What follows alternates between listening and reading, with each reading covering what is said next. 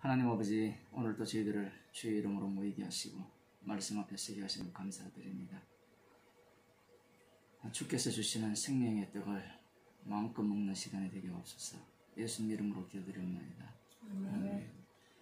요한복음 6장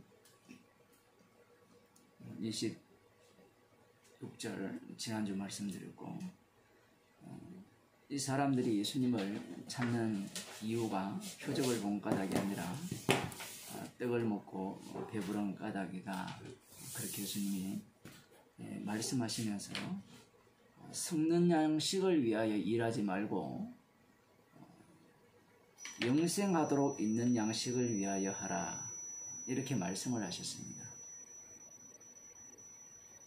예수님께서 말씀을 하실 때 처음부터 믿어라, 이렇게 말씀을 하시면 좋을 터인데, 나를 믿어라 이렇게 하면 좋을 터인데, 왜 썩는 양식을 위하여 일하지 말고 영생하도록 있는 양식을 위하여 하라, 이렇게 말씀을 하셨는가? 이 부분에 대해서 우리들이 조금 생각을 해봐야 됩니다.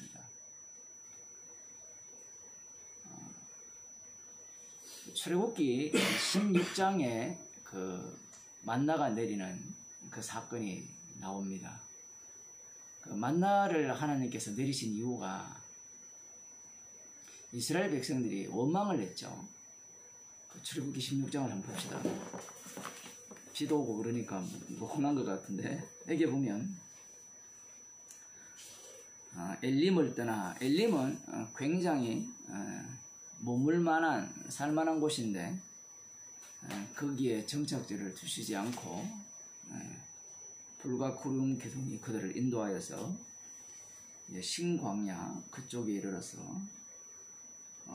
여기에 보면 2절, 이스라엘 온 회중이 그 광야에서 모세와 아론을 원망하여 그들에게 이르되, 우리가 애굽 땅에서 고기 가마 곁에 앉았던 때와 떡을 배불리 먹었던 때에 여호와의 손에 죽었다면 좋았을 것을 너희가 이 광야로 우리를 인도하여 내어 이 온 회중으로 죽여 죽게 하는도다. 애굽에서 나온 지 지금 제 2월 15일이거든요.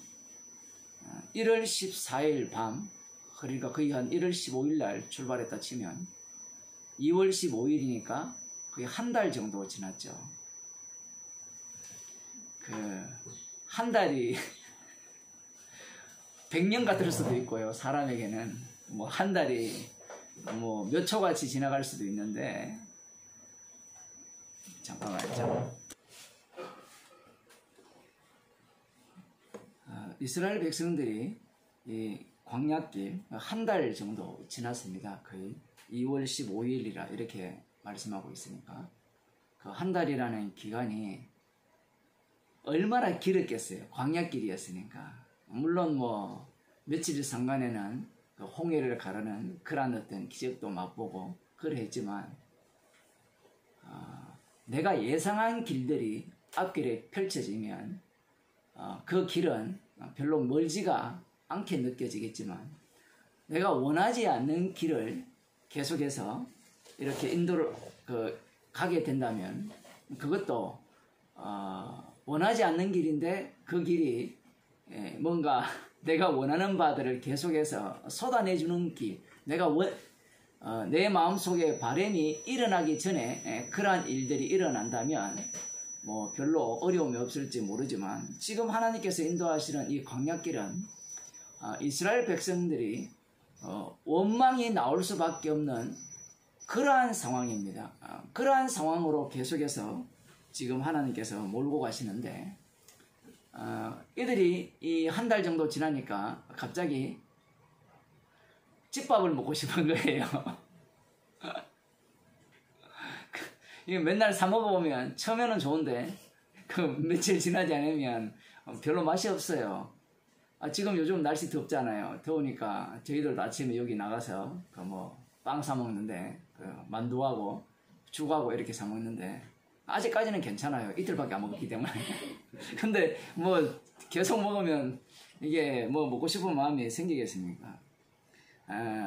애굽이 여전히 집이라고 생각하는 겁니다. 이스라엘 백성들은 430년 동안 살았거든요. 물론 이 자신들이 뭐 그 오랜 기간을 산 건 아니지만 한번 생각을 해보세요. 저도 여기 산 지 거의 뭐 25년 정도 이렇게 되어 가는데 여기에 만일에 내 집도 있고 뭐도 있고 다 있다 치면 뭐 가기 싶겠어요, 어디로? 예? 여기에서 뭔가 꿀이 뚝뚝 떨어지는 것이 있다면 어디로 가고 싶겠어요?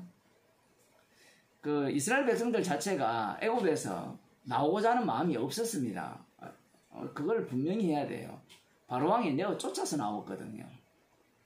너희들하고 조금이라도 1초라도 있기 싫다 해서 애굽 백성들이 내어 쫓았어요.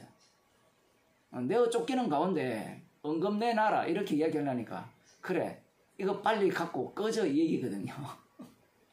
그런 식으로 이제 이스라엘 백성들이 애굽에서 나왔단 말입니다. 한 달 정도 지났을 때 이들이 무엇이 생각나느냐 얘기해보면 고기 가마 곁에 앉았던 때와 떡을 배불리 먹던 때에 여호와의 손에 죽었다면 좋았을 것을 이렇게 이야기를 해요. 광야길에서 주어지는 어떤 상황, 지금 먹는 그러한 상황들이 애굽에서 먹던 그러한 상황과는 사뭇 다른 상황이 펼쳐지고 그러하니 절로 그러한 생각이 나서 모세와 아론을 원망하죠. 그러면서 너희가 이 광야로 우리를 인도하여 내어 이 온 회중으로 줄여 죽게 하는도다. 애굽 땅에 있으면서 애굽 땅에서 그냥 배부르게 먹고 죽는 것이 훨씬 좋을 뻔했다는 겁니다. 애굽 땅에서. 그런데 왜 이 광야길로 인도해서 우리를 굶어 죽게 하느냐? 하나님께서 이스라엘 백성들을 살려주셨죠. 6월절 날 밤에 애굽의 장자들과 그 동물들의 초태생은 다 죽이시고 이스라엘 백성들은 6월절 어린 양의 피로 그들의 죄를 용서하고 그들을 구원하셨단 말입니다. 그 구원이 한 달밖에 지나지 않았어요. 홍해에서의 구원도 얼마 지나지 않았습니다. 그럼에도 불구하고 이들이 지금 이러한 태도를 보인다는 것이 우리들 보기에는 납득이 안 된다라고 볼 수 있습니다. 우리들은 흔히 그런 생각을 하잖아요. 신앙에 그 뭐 결정적인 체험이 있다면 그것이 인생을 이렇게 인생이 죽을 때까지 그것을 기억하여서 우리의 신앙을 견제할 수 있을 것이라 그런 생각을 많이 하고 흔히 아마 여러분들도 그런 생각을 했을지 모르겠습니다만은 주께서 저에게 한 가지의 표정만 보여주신다면 제가 주님만 믿고 따르겠습니다. 영원히 버리지 않겠습니다. 뭐 이런 태도를 사람들이 많이 갖고 있죠. 그러나 하나님께서 만드시는 그 환경 앞에는 그런 것이 아무 소용없습니다. 인간의 믿음, 인간의 체험 아무런 소용이 없어요. 그 6월절 규례를 영원히 지키라라는 말씀은 그 6월절을 이스라엘 속에 담아버린 거거든요. 담아버렸다는 말은 너희들이 지킬 수 있는 6월절이 아니라는 거죠. 그 너희들이 지킬 수 있는 6월절이 아니라는 것을 광야 생활 가운데서 계속해서 보여주고 있습니다. 지금 누가 누구의 원수가 됩니까? 이 상황에서는 이스라엘 자손들이, 이스라엘 백성들이 모세와 아론을 대적하죠. 모세 아론을 대적한 자가 누구였습니까? 바로였죠. 그 바로의 역할을 지금 이스라엘 자손들이 하고 있는 겁니다. 자, 떡을 먹고 배불리 있으면서 그 고기 가마 곁에서 죽었으면, 애굽에서 죽었으면 훨씬 좋았을 것이라는 이 말은 이들의 관심은 약속에는 관심이 눈꼽만큼도 없죠. 하나님의 약속에는 관심이 없고 그들의 관심은 오로지 먹고 사는 데만 관심이 있다고 볼 수 있습니다. 꼭 오늘날 우리들의 사는 이 현장 같죠. 오늘날 이 시대가 모두가 다 먹고 사는 데 관심만 있잖아요. 그죠? 그걸 달리 표현하면 돈에만 관심이 있죠. 돈에만. 돈이 안 되는 것은 아무것도 하지 않습니다. 돈이 안 되는 것은. 성경 공부를 해도 말씀을 들어도 돈이 될 경우에 말씀을 배우고 뭔가 예배를 드려도 돈이 될 경우에 예배를 드리는 거예요. 달리 말하면 제가 좀 거꾸로 이야기해 볼게요. 돈 버는 일이 있으면 성경 공부고 예배고 자시고 아무것도 필요 없습니다. 다 내던지고 돈 버는데 간다 이 얘기예요. 그러니 이스라엘 백성들의 모습이 새삼스러운 모습이 아니라 우리 인간들이 평소에 살아가는 그러한 모습이고, 특별히 오늘날 이 마지막 때를 우리들이 살고 있는 이 시대에 이 상황은 그야말로 광야 생활이죠. 광야 생활. 도무지 믿음이라는 것이 나올 수 없는 그런 시대를 살고 있는 겁니다. 모세와 아론을 이들이 원망을 할 때 여호와께서 모세에게 이렇게 말씀하십니다. 내가 너희를 위하여 하늘에서 양식을 비같이 내리리니 백성이 나가서 일용할 것을 날마다 거둘 것이라. 이렇게 말씀을 하셨어요. 자, 썩는 양식을 위하여 일하지 말고 영생을 주는, 영생을 얻는, 영생이 되는 양식을 위해서 일하라. 예수님께서 이렇게 말씀을 하셨잖아요.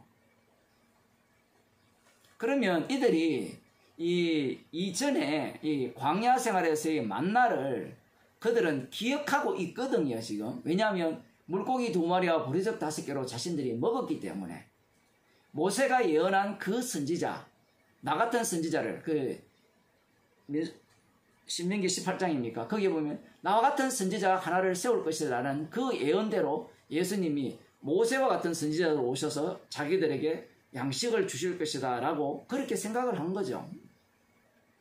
예수님께서 썩는 양식을 위하여 일하지 말고 영생 얻도록 하는 양식을 위하여 일하라 라고 이렇게 말씀을 하신 이유가 있어요. 그 이유가 뭐냐라고 할 때는 지금 이들이 만나를 떠올리면 만나를 자기들이 얻기 위해서 일을 했어요, 안 했어요? 일 안 했죠. 또 머리 좋은 사람은 일했지 않습니까? 만나가 하늘에서 비같이 내렸는데 나가서 주었지 않습니까? 또 이렇게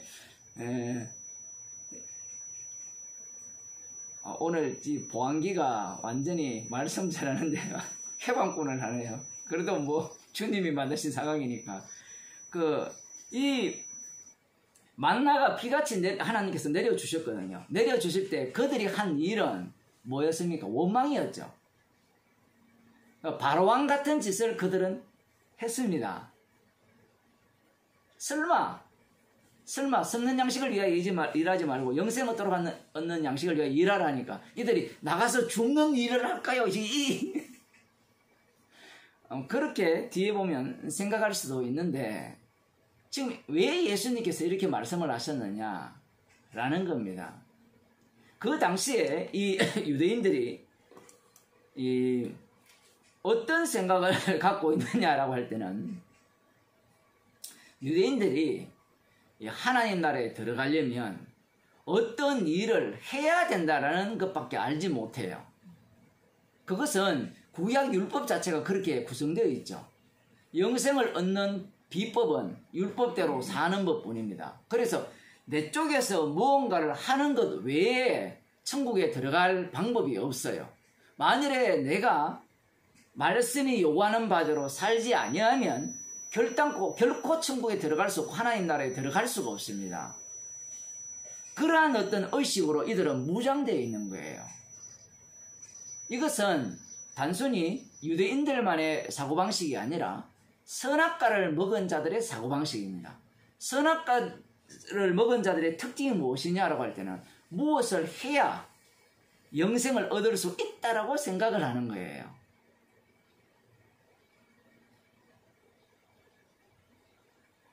사람들이 십자가의 피로 구원을 얻는다라고 이야기하면 당장 이렇게 반박하는 게 아무것도 안 해도 구원이 된단 말입니까? 이렇게 따져요. 아무것도 안 해도 구원이 돼요. 한 게 없어요. 근데 여기에서 아무것도 안 해도 된다는 말은 아무 의의가 없다는 얘기가 아니에요. 인간은요, 태어나는 순간부터 행위를 쏟아내게 되어 있습니다. 달리 아무것도 안 해도 구원이 된다는 말은 구원을 얻는 조건을 너희들이 인간이 만들 수 없다라는 얘기예요. 인간의 행위를 통해서 구원을 얻을 수 있는 것은 아니라는 얘기입니다. 사도 바울 같은 경우에 뭘 해서 예수님이 찾아오셨어요? 기도했습니까? 헌금했습니까? 뭐 봉사를 했어요? 아니죠. 예수 믿는 자를 핍박했죠. 그 핍박한 게 조건이 돼요? 핍박한 게 조건이 아니잖아요. 주께서 긍휼히 여기실 자를 긍휼히 여기셔서 사도 바울에게 찾아오신 거잖아요. 아무것도 하지 않아도 구원이 된다는 이 표현도 사람들은 오해를 하죠. 주님이 찾아오시면 아무것도 하지 않아도 구원이 된다는 그 말씀의 의미가 어떤 의미인지가 밝혀지죠. 자기 자신이 죽어 마땅한 자로 밝혀지잖아요. 이 사람들은 아무것도 하지 않아도 인간의 어떤 행위도 구원이 되지 않는다고 하니까 생각하는 것은 두 가지밖에 모르죠. 행하는 거, 행하지 않는 거, 이것밖에 몰라요. 뭘 해도 죄라는 것은 생각도 못하는 거죠. 영생하도록 있는 양식을 위하여 하라, 일을 하라, 이렇게 말씀을 하시니까 영생을 얻도록 하는 양식을 위해서 일하는 방법이 있다라는 거거든요. 그러면 어떻게 하면 하도록 있는 양식을 위하여 일을 할까라는 질문이 나올 수가 밖에 없죠. 자, 그런데 그 질문이 나오기도 전에 예수님이 먼저 이렇게 말씀합니다. 이 양식은 인자가 너희에게 주리니 인자는 아버지 하나님의 인치신 자니라. 자, 영생하도록 있는 양식을 위하여 일하라 하셔놓고 인자가 준다라는 겁니다. 인자가 친히 주신다라는 거죠. 즉 광야에서 만나를 누가 주셨습니까? 하나님께서 이스라엘 백성들은 모세를 통하여 주셨다는데 예수님께서는 하나님이 친히 주신 거거든요. 자, 하나님이 주셨다라는 건데 여기에서 인자가 이 양식을 준다라는 겁니다. 인자가 바로 하나님의 인치신 자, 선택받은 자라는 거거든요. 그것은 이제 요단강에서 물세례를 받으시고 올라오실 때 이는 내 사랑하는 아들이요 내 기뻐하는 자라. 그것을 두고 예수님께서 말씀을 하시는데 지금 상대가 이 예수님의 말씀을 알아들어요, 못 알아들어요? 못 알아듣죠. 왜 못 알아듣습니까? 성령이 와야 알아듣는 말씀이잖아요. 사람들이 자꾸 오해를 해요. 복음을 자꾸 알아듣게 해달라는데 예수님께서도 알아듣지 못하는 말씀을 하셨습니다. 우리가 복음을 전하고 말씀을 전할 때 이 내용들은 다 못 알아듣는 이야기예요. 복음 자체가. 우리가 볼 때는 언어가 전달되어지니까 그 언어를 그가 받아들이고 이해하니까 뭔가 우리가 복음 전한 이 내용이 마치 복음이 전파할 수 있는 그러한 어떤 뭐라고 할까요? 매개가 되고 그것이 진짜 근원이 되어서 원인이 되어서 상대방을 구원할 수 있다라고 그렇게 생각할지 모르지만 지금 예수님의 말씀은 오히려 못 알아듣는 말씀만 계속 하는 겁니다. 거꾸로 표현하면 못 알아듣는 말씀인데 그들의 본성을 끄집어내는 말씀을 계속 하시는 거예요. 지금 이렇게 이야기하면 인자가 준다라고 하면 우리 같으면 당장 인자를 믿겠습니다 이래 나오죠. 자, 그 절차는 그 뒤에 나옵니다. 조금 더 봅시다. 저희가 묻되 우리가 어떻게 하여야 하나님의 일을 하오리까? 이렇게 질문을 하죠. 얼마나 겸손합니까? 꼭 누구 같아요? 니고데모 같죠? 니고데모가 하나님 나라에 들어가고자 하여서 예수님을 밤에 몰래 찾아와서 질문을 하잖아요. 본심을 숨기고 질문을 해도 예수님은 그 마음을 다 꿰뚫어 보시니까 그의 마음을 주님께서 다 들추어내셨는데 그러한 어떤 질문, 겸손한 태도가 결코 구원에 도달할 수 있는 태도는 아니라는 겁니다. 예수님께서 친절하게 답변을 다 해주셔도 마지막에 가면 이 말씀이 완전히 급변해버리죠. 인간이 따라갈 수 없는 말씀으로 완전히 이 동문서답 정도가 아니라 완전 딴 나라, 별나라 얘기를 예수님께서 말씀을 하고 계신다는 사실입니다. 못 알아들어요. 이들은 지금 예수님의 말씀을 어떻게 보느냐라고 할 때는 이런 겁니다. 예수님이 자기들과 동등이라 생각하는 거예요. 동등. 요한복음 5장에 보면 아버지께서 일하시니 내가 일한다 하셨잖아요. 그러니까 이들이 예수님을 하나님과 동등으로 여기기 때문에 이놈은 죽여야 된다. 안식일을 범할 뿐만 아니라 하나님과 동등이라 했으니까 신성모독죄를 범한 거잖아요. 그래서 죽여야 된다 해서 죽이려고 했단 말입니다. 자, 그 사건과 정반대의 모습이에요. 무슨 얘기인가 하면 지금 예수님의 말씀을 사람의 말로 받는 거예요. 사람의 말. 나도 사람이고 너도 사람이지 않느냐. 그래서 그래 너는 사람인데 선지자단 말이야. 그 선지자가 하는 말들은 우리가 알아들을 수 있다라는 겁니다. 그러면 이 어떻게 하여야 하나님이 일을 합니까? 당신은 선지자로서 우리에게 한 수 가르쳐 달라는 거죠. 이게 지금 인간들의 그 본 모습입니다. 지금 앞에 계신 분이 말씀이 육신이 되신 분으로 보지 못하죠. 왜 보지 못합니까? 눈이 감겨져 있기 때문에 보지 못하는 겁니다. 앞에 계시는 분이.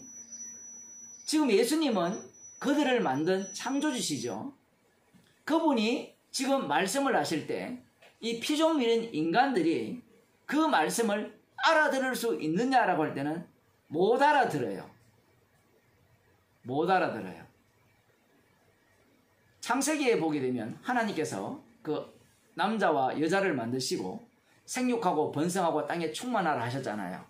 사람들은 그걸 무엇으로 이해하는가 하면 아담과 하와가 그 명령을 받아서 예 알겠습니다. 수행하겠습니다. 사명을 부여받았다. 이렇게 이야기를 해요. 들어보셨죠? 피조물 역할밖에 못해요. 무슨 얘기인가 하면 생육하고 번성하고 땅에 충만하라는 그 말씀 속에 그들은 그렇게 살려지는 겁니다.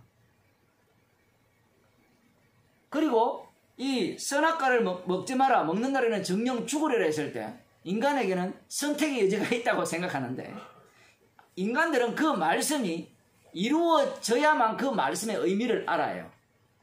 선택 권리 자체가 없어요. 피조물 자체가.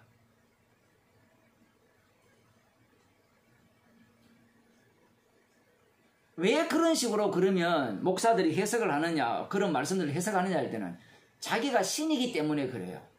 하나님처럼 되었기 때문에 하나님의 말씀을 자기가 받아서 사명을 수행할 수 있다라고 생각을 해버리는 겁니다. 왜? 하나님의 형상을 따라 지원받았기 때문에.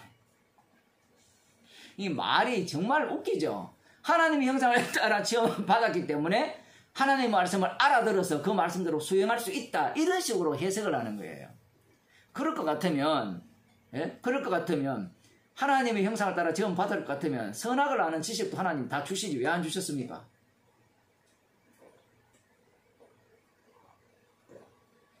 그러면 여자가 이 선악과를 먹으면 눈이 밝아져서 에덴 동산에서 쫓겨날 거라는 것도 다 알아야 되잖아요. 그런 식의 논리라면. 근데 사람들은 그런 생각을 안 해요. 왜 안 하는가 하면 자기가 보고 싶은 것만 보고 자기를 신격화시키는 일에만 마음이 뺏겨있기 때문에 그래요. 어떻게 하여야 하나님의 일을 하오리까? 이 질문 자체가 말이 안 되죠. 무슨 얘기인가 하면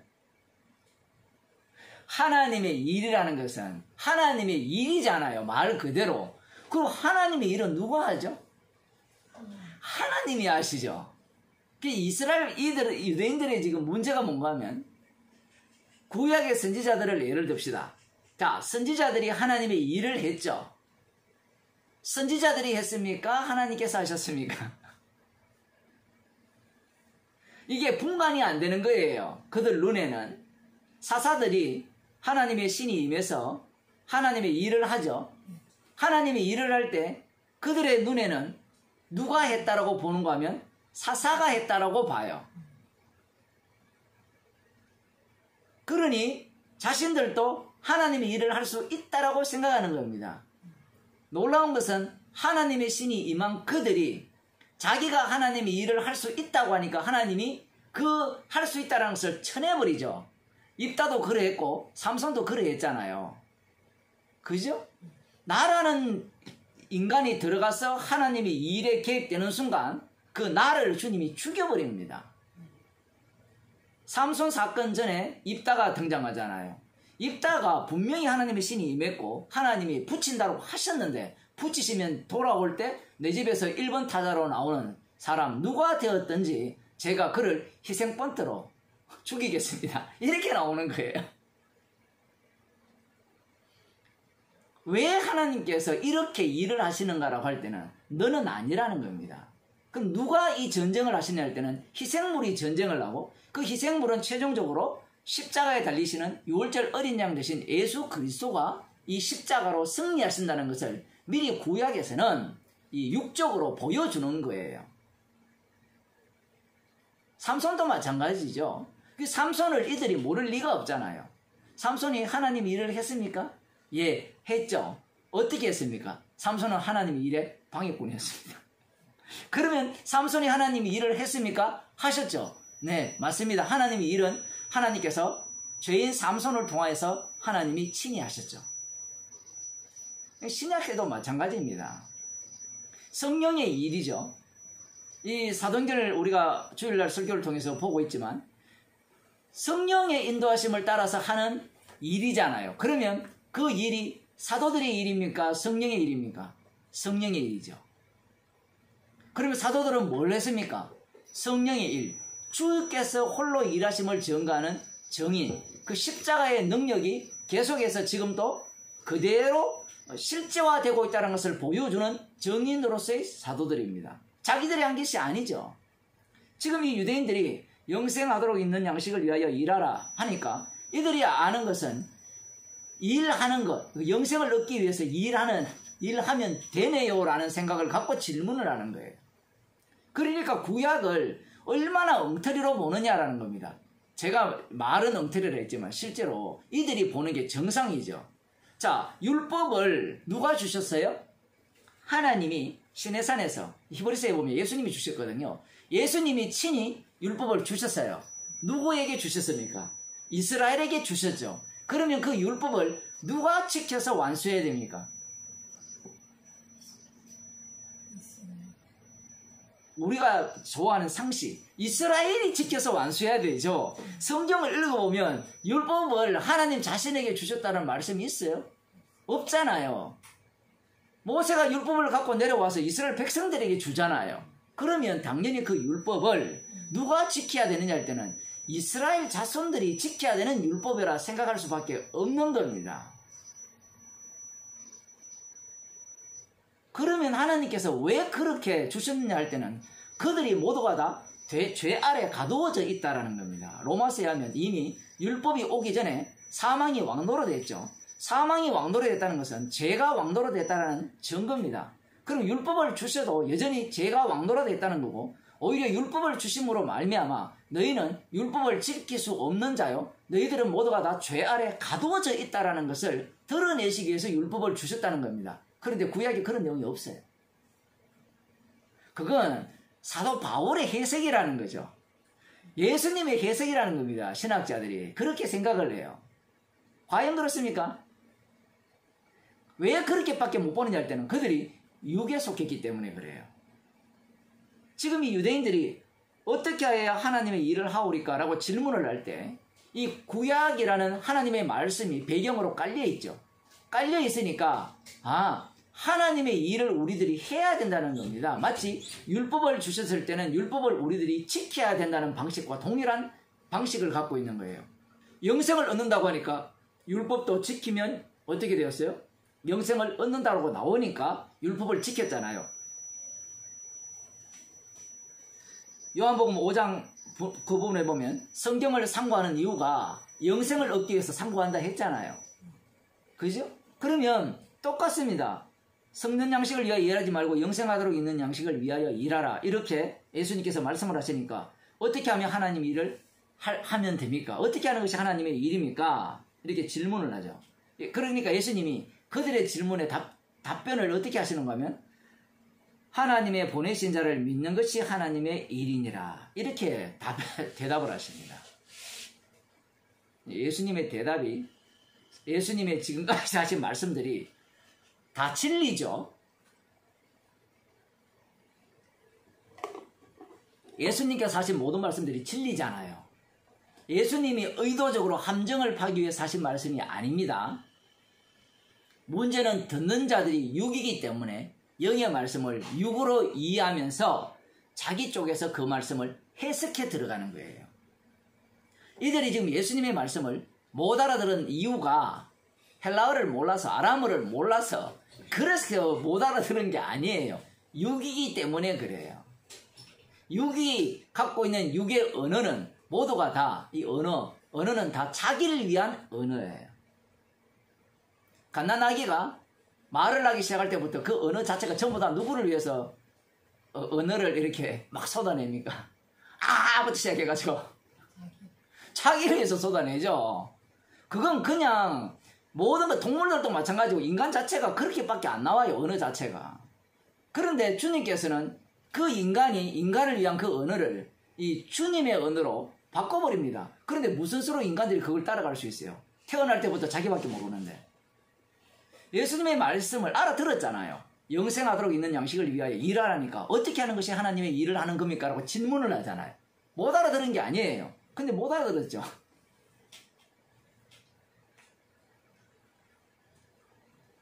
이 방식은요, 이러한 어떤 태도는 우리가 복음을 전하면 누구나에게서 나오는 태도입니다.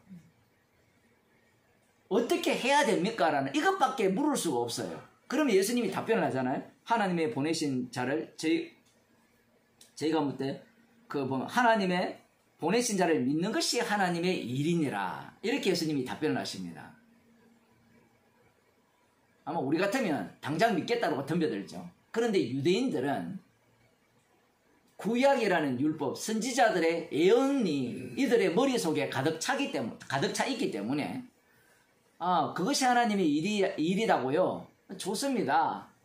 그러면 믿긴 믿겠는데 아직까지 확실하게는 믿을 수 없으니까 당신이 우리로 보고 당신을 믿게 행하시는 표적이 무엇이냐, 하시는 일이 무엇이니까 이렇게 질문을 해요. 하나님이 보냈다는 증거를 보여달라는 거죠. 달리 말하면 지금 이들의 질문은 이거예요. 나를 믿으라 했을 때 예수님이 하나님이 보내신 자를 믿는 것이 하나님의 일이라니까 이들은 예수님을 믿으라는 얘기거든요. 그럼 예수님을 믿으라는 이야기가 우리가 믿는 이야기와 이들이 믿는 이야기가 달라요. 이들은 지금 예수님을 어떤 식으로 믿으려고 하는가 하면 모세처럼 믿으려고 하는 거예요. 예수님께서 하시는 말씀은 예수님 자신이 심판주라는 거거든요. 지금 이들은 메시아를 기다리고 있어요. 다윗의 자손을 기다리고 있습니다. 다윗 왕이 그들 가운데 나타나서 자신들을 구해주기를 기다리고 있는데 그 다윗 왕은 모세와 같은 선지자예요. 그 모세가 광야에서 하늘에서 만나를 내렸잖아요. 그러한 능력을 행할 수 있는 그러한 메시아를 이들은 기다리고 있다라는 사실입니다. 그래서 지금 당신을 우리로 보고 당신을 믿게 행하시는 표적이 무엇이니까 하시는 일이 무엇이니까 이 질문을 해요. 이미 이들은 물고기 2마리와 보리떡 5개로 장정 5,000명을 먹이시는 그러한 표적을 목격을 했죠. 이미 다 봤잖아요. 봤는데 그 본 것이 이들에게는 뭘로 보입니까? 그것이 십자가 사건으로 안 보이고 5,000명을 먹였네, 능력 있네, 그거는 그거고 지나간 것은 의미가 없어요. 지금 이들에게 우리로 보고 당신을 믿게 행하시는 표적이 무엇이니까 이렇게 질문을 한다는 것은 새로운 표적을 보여달라는 겁니다. 하시는 일이 무엇입니까? 도대체 당신이 하시는 일이 뭡니까? 이렇게 물어요. 이걸 모세가 하는 일로 돌려버리면 모세가 행한 일이 있잖아요. 이스라엘 백성들을 애굽에서 구원해서 그들을 광야로 이끌었지만 그들에게 만나를 내려줬잖아요. 여기에서 이 유대인들이 이 광야를 생활을 어떻게 보느냐, 이게 상당히 중요합니다. 이 뒷부분에 이렇게 나오지만요. 무엇인가 하면 이런 거예요. 당신이 하나님 하시는 일이 뭐냐라고 할 때는 모세와 같은 일이냐라고 질문을 하는 거예요. 자, 모세와 같은 일이 애굽에서 구원해서 광야 생활 가운데 만나를 내려줬잖아요. 만나와 메추라기를. 그러한 능력을 행할 수 있는 일을 할 수 있느냐라는 질문이에요. 여기에서 이스라엘 백성들은 무엇을 쏙 빼버리는가 하면요, 이 유대인들은 자신들이 광야에서 원망했다라는 것을 속 빼버립니다. 지금 제가 지금 성경을 엉터리로 보는 게 아니고요. 뒷부분에 나옵니다. 뒷부분에. 이들이 지금 이 예수님께 보여달라는 표적은 모세가 바로왕 앞에 서잖아요. 이스라엘 장로들을 불러가지고 하나님께서 너희의 조상 여호와 하나님께서 나를 보내서 너희들을 애굽에서 구출하게 하기 위해서 약속을 이루기 위해서 보냈다. 그 생각을 지금 그대로 담고 있는 거예요.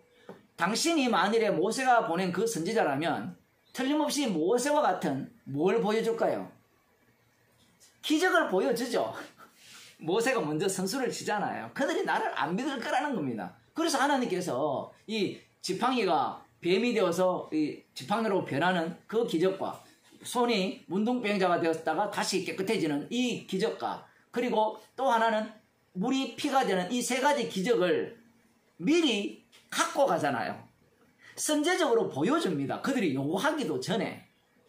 왜냐하면 그들의 마음을 먼저 알기 때문에 그래요. 그들은 그러한 기적을 보지 아니하면 믿지 않아요. 그런데 그 기적이 표적이었죠. 표적이었다는 사실을 이들은 그냥 세미온 그걸로 끝나는 겁니다. 뭐 히브리어는 오튼가 그런데 이런 단어로 끝나버리는데 그들은 그렇게 보여준 이유를 전혀 몰라요. 어쨌든 지금 이들은 모세처럼 당신이 우리를 구원할 자라면 우리가 기다리던 그 메시아라면 모세가 예언한 그 선지자라면 우리에게 먼저 표적을 보여줘야 되고 이 성경에는 표적이라 되어 있지만 기적이거든요. 이들이 질문하는 것은 기적이에요. 그 표적을 당신이 진짜 하나님이 보내신 그 선지자 모세가 예언한 그 선지자라는 표적을 우리들에게 보여주시고 그 다음 하는 일이 어떠한 일인지도 알려달라는 거예요. 모세가 표적 보여주고 난 뒤에 다 알려줬죠. 하나님께서 너희들을 광야로 인도하여서 예배케 하기 위해서 나를 보냈다. 그런 것부터 시작해서 바로의 마음을 강팍케 할 것이다. 하나님께서 그들을 쳐가지고 너희들이 그들의 그 은금을 받아서 나올 것이다. 이러한 어떤 내용들을 이들은 지금 기억하면서 질문을 하는 겁니다. 그러니 얼마나 성경적이에요. 질문 자체가. 그러면 여기에 대한 답변을 예수님이 어떻게 하셔야 되죠? 구약이 모형이니까 모형같이 해석을 해요. 이 유대인들도 다 모형처럼 해석을 합니다. 맞죠? 그림자니까. 출애굽에 대한 이야기가 선지자들이 또 예언을 하기 때문에 제2출애굽을 이사야 선지자에서 예언을 하기 때문에 이들은 그렇게 되려면 모세와 같은 선지자가 와야 된다는 건데 그러면 기적을 한번 보여주고 표적을 보여주고 하나님이 보냈다는 증거를 보여주고 그러면 우리가 당신을 믿고 그것만 보여주면 안 돼. 그 다음부터 앞으로 어떻게 할 건지 그 계획서를 제출해라는 거예요. 계획서를. 꼭 목사가 담임 목사나 이런데 하면 목회를 어떻게 할 것인지 우리 교회를 어떻게 할 것인지 계획서 제출하는 것과 똑같은 건데 그러고 난 뒤에 교인 수를 많이 늘릴 수 있는 그런 계획서를 우리한테 제출했네요. 그 마음에 들면 이제 그 목사를 담임으로 뽑는 그러한 방식과 똑같은 거죠. 왜냐하면 이들에게 이미 답이 있어요. 답이. 정답지가 있고 누가 시험을 내요? 유대인들이 시험을 하는 거예요. 지금 여기 보면 이 성경에 보면 재밌는 게 다 제자들입니다. 제자들. 예수님이 제자들이에요. 지금 이런 질문을 하는 사람들이. 시험지가 답지가 먼저 있어요. 답지가 있고 예수님에게 시험을 치게 하는 겁니다. 나를 믿으라니까 누가 이게 주인공이 돼야 되죠? 나를 믿으라면 믿으라는 그분이 주인공이 돼야 되는데 내가 보고 믿을 수 있을지 한번 판단해 보겠다는 겁니다. 그래서 당신이 표적을 우리에게 보여주고 모세처럼 표적을 보여주고 그리고 하실 일도 우리에게 보여달라.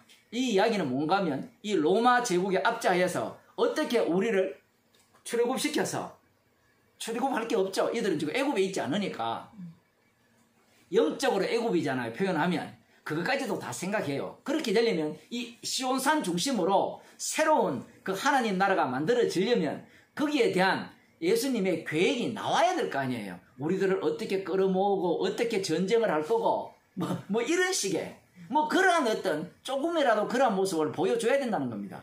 그러니 이들이 지금 예수님께서 행하신 이 표적을 보면서 물고기 2마리와 보리 5개를 5개로 장정 5,000명을 모시는 것을 보면서 출애굽 사건이 머릿속에 확 지나가는 거예요. 순식간에. 얼마나 신나겠어요 지금. 하나님이 일을 어떻게 하면 하겠습니까? 라는 질문조차도 희망의 이 산 질문입니다. 그러니 당신의 결국은 이스라엘 백성들이 모세를 믿고 따라 나섰잖아요. 그 따라 나서는 것이야말로 하나님의 일이라고 볼 수 있는 겁니다. 그들 입장에는. 어쨌든. 자, 그래서 그러한 어떤 증거들을 보여달라는 거죠. 자, 그러면서 기록된 바 하늘에서 저희에게 떡을 주어 먹게 하였다 한과 같이 우리 조상들은 광야에서 만나를 먹었나이다. 드디어 이들의 본심이 나오죠. 31절에 기록된 바. 자, 근데요. 아까 제가 그런 말씀을 드렸죠. 이 이스라엘 백성들이 광야 생활을 이야기할 때 자신들이 우상 숭배하고 원망하고 그죠? 불평한 내용들을 싹 빼버렸다 했잖아요. 왜 제가 그 표현을 했는가 하면 지금 이 유대인들이 인용하는 이 본문이 출애굽기 16장 이야기가 아니고요. 느헤미야 이야기예요. 느헤미야 9장을 한번 봅시다.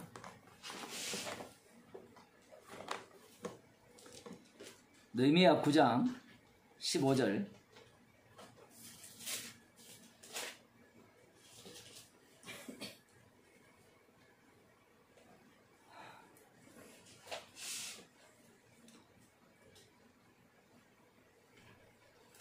(14절부터) 보면 거룩한 안식일을 저희에게 알리시며 주의 종 모세로 계명과 율례와 율법을 저희에게 명하시고 저희의 주림을 인하여 하늘에서 양식을 주시며 저희의 목마름을 인하여 반석에서 물을 내시고 또 주께서 이쪽에 손을 들어 맹세하시고 주마하신 땅을 들어가서 차지하라 명하셨사오니. 자, 여기에 보면 저희의 주림을 인하여서 하늘에서 양식을 주셨다라고 하죠. 무슨 말인지 이해가 지금 되시죠? 저희의 목마름을 인하여서 반석에서 물을 내셨다. 이렇게 지금 느헤미야가 얘기를 하고 있거든요. 느헤미야는 지금 어느 쪽 입장에서 말씀을 하는가 하면 주님 쪽에서 말씀을 하시는 거예요. 사실은 그들이 주님으로 인하여서 만나를 준 게 아니죠. 원망함으로 말미암아 만나가 주어졌잖아요. 그런데 이걸 어떻게 해석해요? 주님을 인하여 하나님께서 양식을 주셨다는 겁니다. 지금 이렇게 표현하는 이유는 어떤 의미예요? 하나님께서 그들을 긍휼히 여기셨다는 의미입니다. 그런데 예수님 앞에서 유대인들이 예수님에게 당신이 진짜 우리가 믿을 그 모세가 예언한 그 선지자라면 표적과 할 일을 알려달라고 하면서 그 다음 하는 말이 이런 이야기죠. 기록된 바 하늘에서 저희에게 떡을 주어 먹게 하였던 것 같이 우리 조상들은 광야에서 만나를 먹었나이다. 자, 우리에게 당신이 먹을 것을 줘야 된다는 거예요. 그런데 이걸 이야기를 할 때 우리가 광야에서 이 모세와 아론을 원망했습니다. 애굽에서 고기 가마 여파에서 배부르게 먹다가 죽었으면 훨씬 좋았을 뻔했는데 이 광야에서 줄여 죽게 합니다. 그렇게 원망할 때 하나님께서 모세를 통하여 만나를 내려주셨습니다. 이렇게 얘기하면 안 될까요? 원래 그렇게 이야기를 해야 되죠. 이들이 느헤미야 9장 15절과 이 출애굽기 16장을 다 알고 있어요. 다 알고 있는데 왜 하필 느헤미야 9장 15절을 인용했을까요? 그 얘기입니다.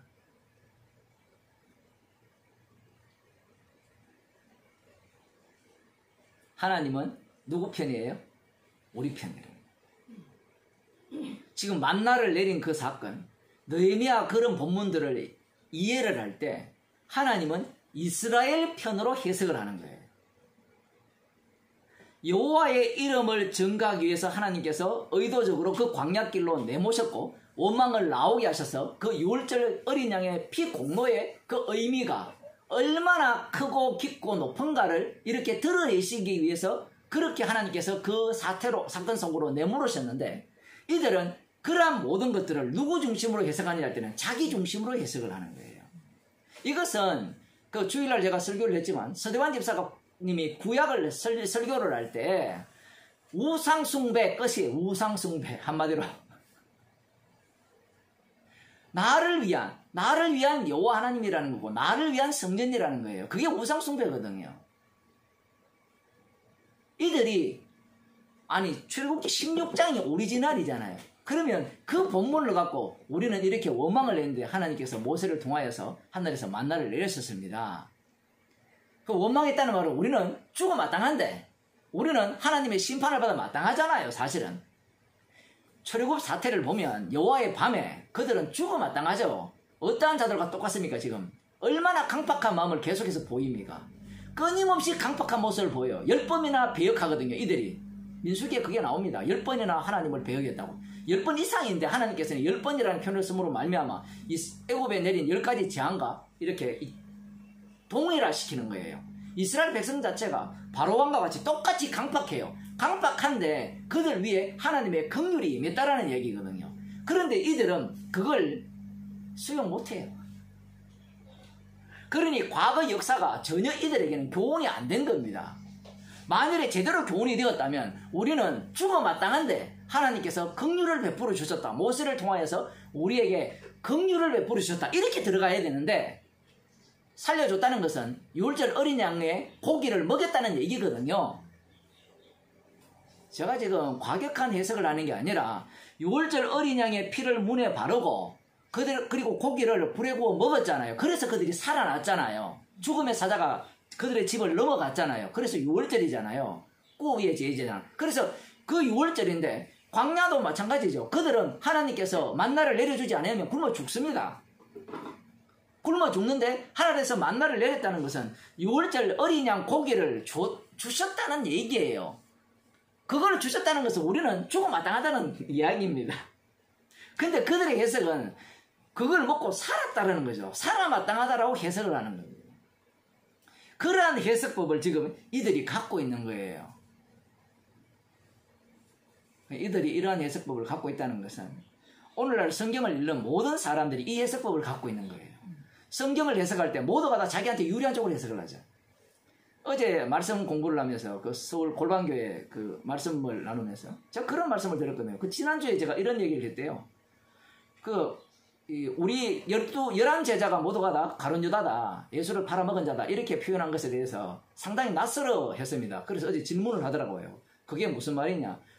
보통 사람들은 가룟 유다를 거리두기 하거든요. 나와 상관없는 자. 그런데 우리가 가룟 유다고 11제자가 가룟 유다라니까 갑자기 충격적이죠. 자신이 가룟 유다의 자리에 놓아 본 적이 없거든요. 교회를 다니면서. 왜 그러냐 할 때는 지금 이들과 똑같은 거예요. 해석법 자체가 나를 위한 복음, 나를 위한 성경이기 때문에 그래요. 그래서 예수님께도 질문을 할 때 완전히 이게 의도적이잖아요. 당신이 그 하늘에서 보내신 그 모세와 같은 선지자임을 우리에게 표적을 보여주고 그리고 할 계획을 알려줄 때 어떻게 해야 되느냐를 할 때는 우리를 위해야 된다는 것을 무언적으로 압력을 가하는 거예요. 느헤미야가 이야기하는 것은 하나님의 긍휼을 이야기를 하는데 심판 속에 구원을 이야기하고 있는데 이들은 그러한 본문을 딱 끌어당겨서 자신들의 죄는 싹 숨겨버리고 자기들의 악함은 싹 없애버리면서 하나님이 우리의 하나님이고 하나님은 이스라엘의 하나님이고 우리 가운데는 언약이 있고 할례 언약이 있고 약속이 있고 다 있잖아요. 그러하다면 그 약속이 우리 가운데 이루어지려면 우리를 위한 메시아가 되어야 된다는 겁니다. 그러면서 우리 조상들은 광야에서 만나를 먹었나이다. 이 말은 우리는 구원받을 자격이 있다라는 이야기예요. 지금 구원받을 자격이 없다는 이야기가 아니라 구원받을 자격이 있다라는 거예요. 그런데 만나를 먹은 조상들은 구원받을 자격이 있었어요? 없었어요? 없었죠. 야, 정말 이런 것들이 성경 해석을 할 때 우리들이 갖고 있는 사고방식이에요. 그 목사님도 계시지만 설교를 할 때 모두가 다 구원받을 수 있다라는 입장에서 설교를 하고 들어가거든요. 그러니까 앉아있는 교인들이 별로 불쾌하지 않아요. 그런데 그 해석법이 지금 예수님을 살해한 이들의 해석법이에요. 목사가 복음을 전하는 것은, 십자가 복음을 전하는 이유는 어느 누구도 구원받을 자격이 없다라는 겁니다. 지옥 가도 마땅하다는 얘기거든요. 십자가 복음 자체가.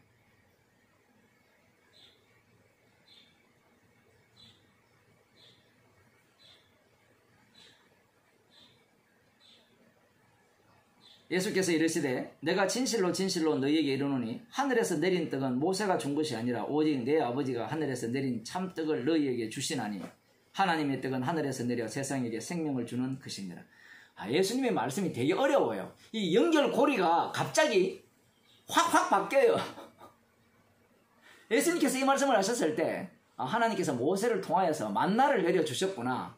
그래서 먹는 떡이었잖아요. 먹는 떡을 주셨는데 예수님은 어떻게 지금 그걸 말씀하시는가 하면 하늘에서 내린 하늘에서 내린 떡은 모세가 준 것이 아니라 오직 내 아버지가 하늘에서 내린 참떡을 너희에게 주시나니.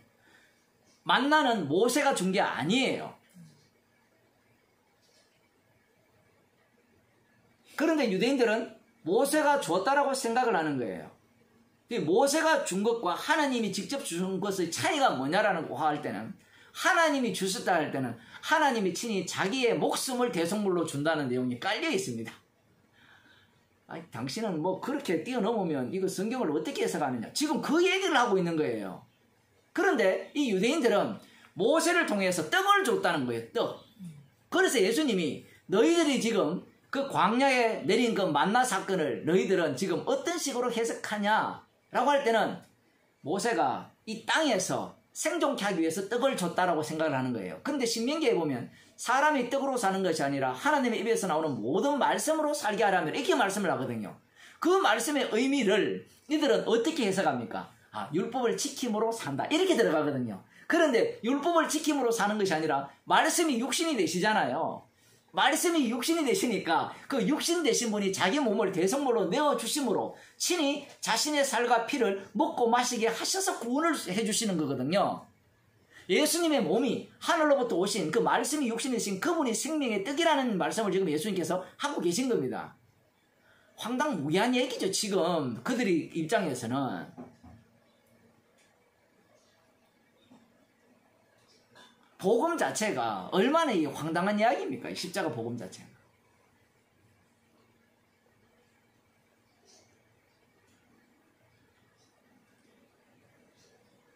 모세가 준 것이 아니라 오직 내 아버지가 하늘에서 내린 참떡을 너희에게 주시나니. 갑자기 확 바뀌어버리죠. 모세가 준 것이 아니라 하면서 그 만나는 바로 무엇을 지금 보여주는 만나냐라고 할 때는 하늘에서 내리는 참떡, 진짜 떡, 진짜 양식을 주신다는 겁니다. 지금. 그러시면서 이 하나님의 떡은 하늘에서 내려 세상에게 생명을 주는 것이니라. 뭐 들어보면 말은 비슷하죠. 만나를 내려서 생명을 유지했으니까. 그런데 이 생명은 그 생명과 다르죠. 같은 단어인데 다른 의미로 예수님이 사용하시는 겁니다. 하늘에서 내린 참떡을 너희에게 주시나니 하나님의 떡은 하늘에서 내려 세상에게 생명을 주는 것이다. 이렇게 말씀을 하시니까 이들은 이 말씀을 어떻게 듣느냐라고 할 때는 육으로 듣죠. 이 떡을, 주여 이 떡을 항상 우리에게 주소서. 어디서 많이 보는 장면 아닙니까? 혹시 기억나세요? 딱 겹치는 장면. 내가 주는 물을 마시는 자는 영원히 목마르지 않으리라 하니까 여자가, 사마리아 여자가 요한복음 4장에서 이 물을 나에게 주세요. 다시는 목마르지 않고 다시는 물 기르러 오는 그러한 일이 없도록 저에게 주세요 하는 것과 똑같은 이치입니다. 지금. 얼마나 좋은 이야기입니까? 그런데 이 생명을 이들은 어떤 생명으로 받아요? 사망에서 생명으로 옮기는 이 생명이 아니라 이 육신의 생명이 지속되는 생명으로 이해를 하고 있죠. 그것은 육의 한계입니다. 이 사망에서 생명으로 옮기는 이 일에 대해서는 성령을 받아야만 알 수 있는 내용이에요. 유대인들은 그걸 알 수가 없죠. 아는 것은 이 세상에 갇혀있기 때문에 이 육신의 생명이 지속적으로 사는 것, 그것뿐입니다. 그리고 과거 실제로 그 출애굽 사건도 모두가 다 역사적으로 이 땅에서 일어난 사건이잖아요. 만나도 육체가 먹은 사건이잖아요. 그러니까 이 예수님의 말씀을 그러한 식으로밖에 해석이 안 되는 거예요. 예수께서 가라사대 내가 곧 생명의 떡이니 내게 오는 자는 결코 줄이지 아니할 터이요 나를 믿는 자는 영원히 목마르지 아니하리라. 예수님이 생명의 떡이라는 겁니다. 그러시면서 내게 오는 자는 결코 줄이지 아니할 것이고 나를 믿는 자는 영원히 목마르지 아니하리다. 이렇게 말씀을 하셨어요. 유대인들은 이 말씀을 못 알아듣죠. 그럼 오늘날 우리들은 어떻습니까? 예수님께 달려가려고 하죠.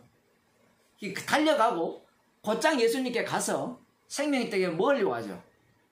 사람들이 그렇게 얘기하잖아요. 지옥 가기 싫고 천국 가고 싶으면 예수 믿는다. 그러한 사고방식으로 예수님을 믿잖아요. 그런데 그러한 사고방식 자체가 유기예요. 자기를 위한 거기 때문에. 나를 위한 것은 다 유기예요. 내가 부정되지 않으면, 내가 부인되지 아니하면 그건 복음이 아닙니다. 그러면서 예수님께서 그러나 내가 너희에게 이르기를 너희는 나를 보고도 믿지 아니하는도다 하였느니라. 다 설명해주고 다 알려주고 친히 보여줬어요. 그런데 그들이 믿지 않죠.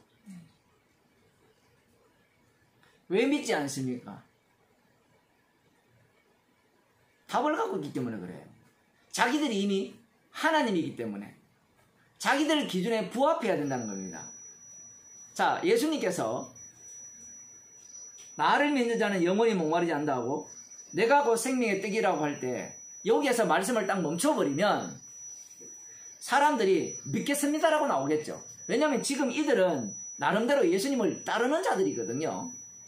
믿겠습니다 하고 이렇게 나올 건데 예수님께서 거기에서 말씀을 멈추지 아니하시고 그러나 내가 너희에게 이르노니 너희는 나를 보고도 믿지 아니하는도다 이렇게 말씀을 해버립니다. 되게 기분 나쁘겠죠. 믿으려고 이제 이 말이 나오는데 너희는 나를 보고도 믿지 않는다 이렇게 얘기해버리는 겁니다. 자, 여기에서 충돌이 일어날 거 아니에요. 나는 믿겠다고 예수님은 나를 보고도 믿지 않는다라고 해버리죠. 그러면 사람이 이때 어떤 생각이 듭니까? 열받아버리죠. 나 믿고자 하는데 나를 보고도 안 믿는다는 거예요. 아니 예수님 무슨 말씀하십니까? 나 지금 당신을 믿어요. 이렇게 나오려고 하는데 너희들 나를 보고도 안 믿어. 난 믿는데요. 안 믿는다니까? 말귀를 못 알아듣죠. 성도는요 예수님을 믿을 수가 없어요. 제가 또 이상한 소리를 하죠. 못 알아들으면 어쩔 수 없습니다. 성도는 예수님을 믿을 수가 없어요. 인간 자체는 어느 누구도 예수님을 믿을 인간이 없어요. 믿음이 우리를 집어삼켜버리죠. 아버지께서 내게 주시는 자는 다 내게로 올 것이요 내게 오는 자는 내가 결코 내어쫓지 아니하리라. 왜 이들은 예수님을 보고도 못 믿느냐? 아버지께서 내게 주시지 않았기 때문에 못 믿는다는 겁니다. 자, 이 얘기는 하나님이 주권을 얘기하고자 하는 게 아니라 십자가 지신 분이 심판주라는 거예요. 예수님께 오고 말고 영생의 떡을 먹고 말고는 누구한테 달렸느냐 할 때는 이 예수님 자신에게 달렸다는 얘기입니다. 예수님이 심판하는 권세를 가지셨거든요. 지옥 보내시고 자는 지옥 보내고 지옥 보낼 자는 지옥 보내시고 천국 보낼 자는 천국 보낼 그런 권세를 가졌다는 겁니다. 그런데 유대인들은 지금 이 구약의 출애굽을 생각하면서도 뭘 모르고 있어요? 여호와의 이름을 모르고 있죠. 여호와의 이름의 특징이 무엇입니까? 긍휼히 여길 자는 긍휼히 여기고 강팍히 여길 자는 강팍히 하시는 분이 여호와의 이름이에요. 만나를 내리시는 것은 긍휼히 여길 자는 긍휼히 여기셨어요. 그것은 아버지께로 말미암은 긍휼이죠. 근데 이들은 자기들로부터 출발한 긍휼을 얻으려고 하는 겁니다. 구원을 얻으려고 하죠. 너희들이 왜 나를 보고도 믿지 못하느냐라고 할 때는 아버지께서 내게 보내주지 않았다는 겁니다. 달리 말하면 너희들은 나의 선택을 받지 못했다는 얘기예요. 그래서 못 믿는다는 겁니다. 이렇게 얘기하면 아니요, 우리 믿는다니까요. 지금 믿는다니까요. 당신 말씀을 믿는다니까 이렇게 나와요. 그 믿는다는 자체가 못 믿는다는 얘기예요. 하나님의 일을 해라 이렇게 이야기를 하니까 자기 쪽에서 일을 하겠다고 덤벼들잖아요. 하나님의 일은 누가 하시죠? 하나님만이 하시죠. 그 하나님이 누굽니까? 육신을 입고 오신 예수님이죠. 예수님께서 아버지와 아들과의 약속을 십자가에서 다 이루십니다. 하나님의 일을 주님 홀로 십자가상에서 다 이루신 거예요. 그런데 어느 인간이 하나님의 일을 하려고 한다고 거기에 끼어들 수 있습니까? 어떤 인간도 하나님의 일 자체를 못해요. 사람의 일은 사람이 해요. 사람이 할 일을 소가 하니까 소가 했다 생각하는데 소가 했어요? 사람이 했어요? 예? 옛날에 그 밥 갈 때 보면 그죠? 소가 합니까? 사람이 합니까? 어릴 때 이런 기억이 나네요. 그 논 이렇게 요즘 이제 뭐 벼가 많이 자랐습니까? 많이 자라기 전에 이 풀 우리 사투리로 지신이라 하는데 지신 낸다라고 하거든요. 잡초들 이렇게 논에 이렇게 있으면 뭐 이렇게 돌아가는 거 혹시 아세요? 이렇게가 돌아가는 걸 그 사이에 가지고 앞에 소가 끌고 쭉 가면서 풀을 매는 혹시 보셨어요? 제가 너무 촌에 살았습니다. 소가 합니까? 사람이 합니까? 사람이 하는 거거든요. 사람들은 그 소가 일한다 이렇게 생각해요. 사람들이 웃기죠. 사람들이 소가 일하면 내버려 두죠. 지금 하나님의 일은 하나님이 하시는 일이에요. 우리는 하나님의 일을 못해요. 땅끝까지 이르러 내 증인이 되리라 하셨잖아요. 그 주님의 일은 주님이 하시지 누가 해요? 제가 주의 이름으로 선지자들하고 귀신을 쫓아내고 많은 권능을 행하지 않았습니까? 교인 10만 명, 30만 명을 모으지 않았습니까? 지옥 가라요. 그게. 나라는 그 주체가, 주어가 중심을 차지하고 있잖아요. 그렇게 되어버리면 십자가에서 다 이루신 주님은 뭐가 돼요? 병신 쪼다가 되는 겁니다. 완전히. 오늘날 교회가 그 짓을 하는 거예요.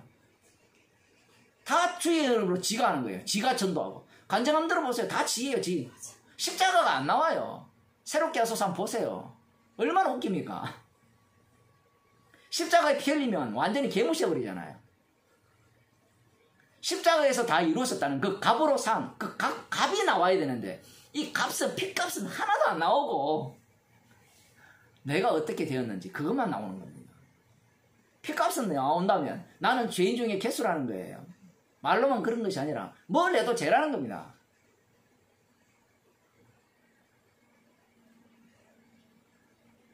아버지께서 보내주시는 자만 예수님께로 오고 내게 오는 자는 내가 결단코 내어 쫓지 아니하리라.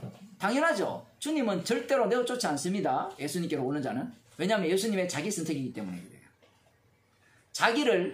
자기 스스로 내어 쫓는 일이 없죠. 이것은 인간이 하나님을 닮아가지고 자기를 내어 쫓는다는 것은 자기를 부인하는 거잖아요. 그죠? 예수님은 절대로 자기를 내어 쫓지 않습니다. 자신의 피로 산 자기 백성을. 내가 하늘로서 내려온 것은 내 뜻을 행하려 함이 아니요 나를 보내신 이의 뜻을 행하려 함이니라. 나를 보내신 이의 뜻은 내게 주신 자 중에 내가 하나도 잃어버리지 아니하고 마지막 날에 다시 살리는 이것이니라. 하나님의 일을 예수님이 하는 겁니다. 갑자기 영생하도록 있는 양식을 위하여 일하라 하셔놓고 나중에 하실 말씀이 뭔가 하면 믿으라 했잖아요. 예수님을 믿으라 이렇게 말씀을 하셔놓고 그 다음 뭐라고 나갑니까? 내가 하나도 잃어버리지 아니하고 마지막 날에 다시 살리고 나를 보내신 이의 뜻을 내가 행한다는 거죠. 예수님이 친히 구원한다라고 해버리는 겁니다. 도대체 이게 무슨 말입니까 도대체? 인간들은 하나님의 일을 자기 쪽에서 해가지고 이 영생을 얻을 수 있다라고 접근을 하고 있는데 예수님은 내가 영생을 준다라고 해버리는 겁니다. 내가 선택을 한다라고. 그렇게 말씀을 하시니까 이들이 받아들일 수가 없는 거예요. 그 구약 자체가 하나님 자체가 누구를 위해 있느냐라고 할 때는 자기를 위해 있다라고 생각하기 때문에 이러한 식의 예수님의 말씀은 용납할 수가 없고 받아들일 수가 없는 겁니다. 예수님이 마음대로 한다는 거예요. 아까 어떻게 하면 하나님 일을 하겠습니까? 이렇게 들어가잖아요. 분명히 만나 사건을 보면 자기들이 한 일이 있어요, 없어요? 없죠. 원망밖에 없었어요. 원망이라는 것은, 불평이라는 것은 바로 왕이 하는 짓이에요. 그러면 그들은 멸망당해야 되죠. 멸망당해야 되는데 그들이 만나를 먹고 살아났다는 것은 하나님의 긍휼이 그들 가운데 임했다는 얘기입니다. 그런데 그들은 그 본문을 보면서, 그러한 구약을 보면서 그러한 식의 안목은 눈꽃만큼도 없고 어떻게 하면 우리가 멸망하지 않고 살 수 있느냐, 이렇게 해석을 해요. 광야 생활을 까맣게 잊어버리죠. 이들은 한번 보세요. 광야 생활을 하나님이 인도하시잖아요. 그들은 광야 생활 동안 여호와 하나님을 원망했잖아요. 원망을 하셨는데 하나님이 그들에게 은혜를 베풀어 주셨단 말입니다. 긍휼을 베풀어 주셨단 말이에요.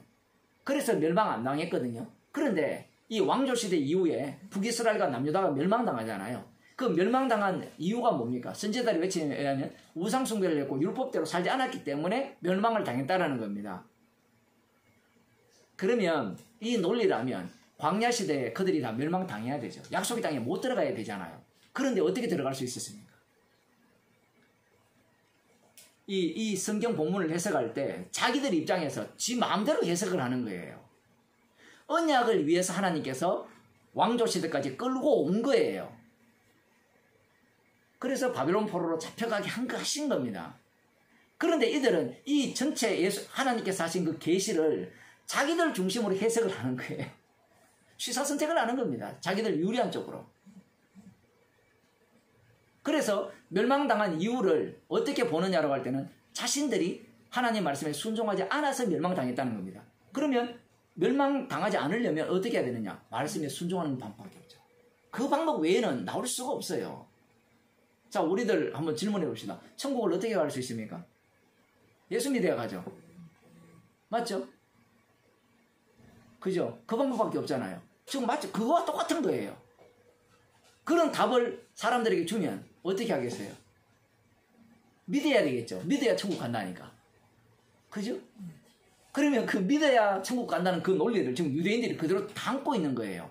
누구로부터 출발한 믿음? 자기로부터 출발한 그 자기의 일이에요. 하나님의 일은 예수님께서 십자가에서 다 이루셔서 끝내버립니다. 예수님이 자기 원하는 자는 천국 보내고 지옥 볼 자는 지옥 보내버려요. 인간이 거기에 개입할 수가 없어요.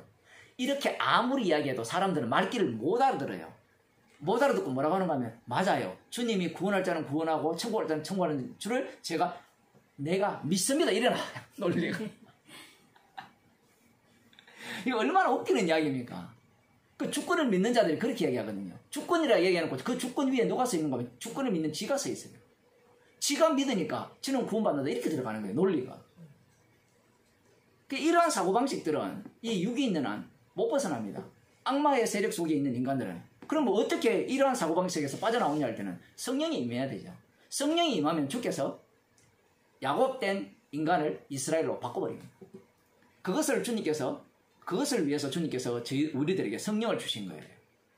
그래서 예수님께서 마지막 날에 다시 살린 이것이니라. 갑자기 마지막 날에 이런 표현을 하니까 이러한 어떤 표현들은 중의적 표현입니다. 이미 마지막 날이고요. 지금 이때가 예수님이 오신 때가 마지막이고요. 이미 끝난 시대고 이 날에 이미 주님이 살린다는 의미도 있고요.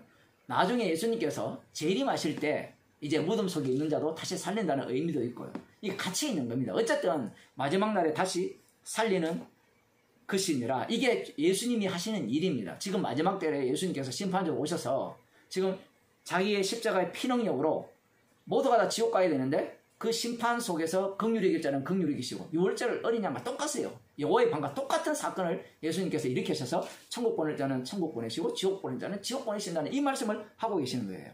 그러면서 하시는 말씀이 내 아버지의 뜻은 아들을 보고 믿는 자마다 영생을 얻는 이것이니 마지막 날에 내가 이를 다시 살리리라 하십니다. 아버지의 뜻은 아들을 보고 믿는 자마다 영생을 얻는 이것이라. 정말 이런 말씀들이 예수님 분명히 우리가 믿을 수 없다라고 지금 들어와 있잖아요. 예수님이 그렇게 말씀하셨거든요. 본인이 살린다 했으니까 아버지께서 내게 보내주신 자. 그러면서 아들을 보고 믿는 자는 내가 영생을 얻는다 이렇게 표현을 하니까 사람들이 이 말귀를 못 알아들어요. 무슨 말인지. 그 로마서 10장 10절이니까 거기에 보면 이런 말씀이 나오죠. 한번 봅시다.